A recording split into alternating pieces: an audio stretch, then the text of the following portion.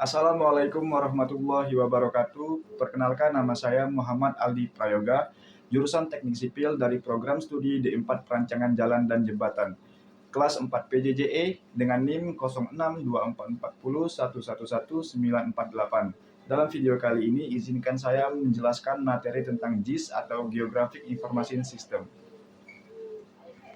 Baik, jadi materi GIS-nya itu meliputi pengenalan awal mengenai GIS, konsep dasar GIS, bidang-bidang aplikasi GIS 1 dan 2, presentasi tugas aplikasi GIS, komponen dasar pada GIS, teknik pengambilan data spasial, model data spasial, manajemen basis data dalam GIS, perancangan GIS, implementasi GIS, dan alat bantu yang digunakan, dan yang terakhir, proyek dan presentasi proyek. Baik, berikutnya adalah hubungan GIS dengan geodesi. Jadi geodesi sendiri adalah suatu hal yang mencakup kajian dan pengukuran yang lebih luas, tidak hanya sekedar pemetaan dan penentuan posisi, tetapi juga meliputi penentuan bentuk dan dimensi bumi, baik dengan pengukuran di bumi maupun dengan bantuan satelit. Dan yang perlu kalian garis bawahi di sini adalah penentuan posisi, karena penentuan posisi di sini adalah mencakup sebuah peta. Kemudian dikembangkan geodetic surveying yang meliputi penentuan bentuk dan ukuran bumi, medan gravitasi, dan pembuatan jejaring kontrol pemetaan. Dikembangkan ilmu astronomi dan penentuan posisi dengan satelit.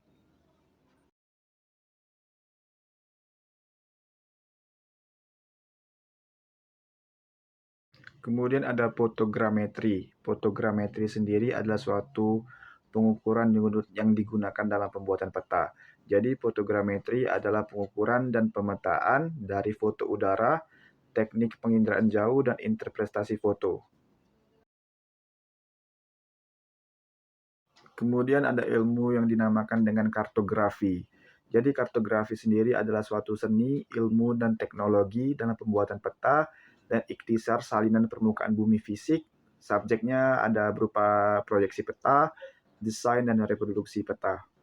Dan di bawahnya terdapat 3 jenis peta yang ada di dalam kartografi ini, di mana ada peta dalam kondisi 2 dimensi, peta dalam soft copy, dan juga yang terakhir, peta yang sudah ada ketinggiannya. Berikutnya ada peta. Jadi peta adalah suatu bentuk permukaan bumi dalam bidang datar yang digambarkan dalam bidang 2 dimensi, dengan skala dan bentuk tertentu. Kemudian ada proyeksi peta. Jadi proyeksi peta adalah ilmu yang mempelajari hubungan antara besaran-besaran di atas permukaan bumi dalam bidang lengkung dengan besaran-besaran di atas peta atau di bidang datar untuk mereduksi distorsi menjadi minimum menggunakan rumus-rumus matematis tertentu. Jadi proyeksi peta sendiri adalah suatu hubungan antara besaran-besaran di atas permukaan bumi, baik di bidang lengkung maupun di bidang datar. Selanjutnya ada model bumi sebagai referensi atau acuan. Model bumi yang pertama itu ada bumi, yang kedua ada geoid, yang ketiga ada ellipsoid, dan yang terakhir ada datar. Jadi geoid itu adalah sama seperti bumi, tetapi bumi yang telah dikosongkan airnya. Kemudian ada ellipsoid. Ellipsoid itu adalah suatu bumi yang dapat atau dengan mudah dicari rumus matematisnya. Kemudian ada datar. Berikutnya ada permasalahan, di mana ada penyajian bidang lengkung atau bentuk permukaan bumi ke bidang datar peta. Kemudian ada bidang lengkung didatarkan akan terjadi distorsi atau perubahan ataupun pergeseran. Dan yang terakhir ada perubahan distorsi tersebut adalah jarak, sudut, dan luas. Berikut adalah contoh gambar dari hasil pengukuran, di mana sebelah kanan hanya sebuah foto dan sebelah kiri sudah menjadi sebuah peta. Dan ini ada generalisasi peta skala besar ke skala kecil yang dapat dilihat dari slide PPT ini. Ada skala 1/10.000 sampai dengan skala 1/500.000. Bisa dilihat dari keenam peta tersebut sesuai dengan kebutuhan dalam tiap-tiap penggunaan skalanya. Jadi berikut ini ada sebuah peta di mana dalam sebuah peta itu harus ada syarat-syaratnya.